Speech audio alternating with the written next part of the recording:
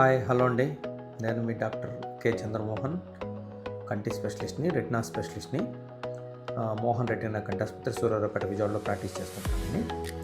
ఇప్పుడు చాలామందిలో ఈ ఆఫ్థాలమాలజిస్ట్, కంటి స్పెషలిస్ట్ అంటే ఏంటి, మళ్ళీ రెటినా స్పెషలిస్ట్ ఏంటి, కంటిలో రెటినా స్పెషలిస్ట్ ఏంటి అనేటువంటి ఒక అనుమానం ఉందండి. ఇప్పుడు రెటినా స్పెషలిస్ట్ అంటే ఏంటంటే, ఇప్పుడు మనము ఎండి జనరల్ మెడిసిన్ చేసిన తర్వాత ఎలాగైతే మనం కార్డియాలజీ డిఎం చేస్తామో, మెడికల్ కార్డియాలజీ కానీ సర్జికల్ కార్డియాలజీ, అలాగే న్యూరాలజీ చేస్తామో, అలాగే ఇప్పుడు ఆఫ్థాలమాలజీ చేసిన తర్వాత, ఆఫ్థాలమాలజీ 3 years అయిపోయిన తర్వాత ఈ రెటినాలో మళ్ళీ స్పెషలైజేషన్ చేస్తారండి. అది 2 సంవత్సరాలు ట్రైనింగ్ ఉంటుంది సపరేట్గా. ఎందుకంటే కంటి నరం, రెటినా అనేది లోపల చాలా డెలికేట్ టిష్యూ. దానికి ఆపరేషన్ చేయడం అనేది చాలా క్లిష్టతరమైన ఆపరేషన్స్. దాదాపు 1-2 గంటలు సమయం పడతాయి. సో వాటిని నేర్చుకోవడం కోసం అని చెప్పి మళ్ళీ స్పెషలైజేషన్ ఒక 2 years చేస్తారండి.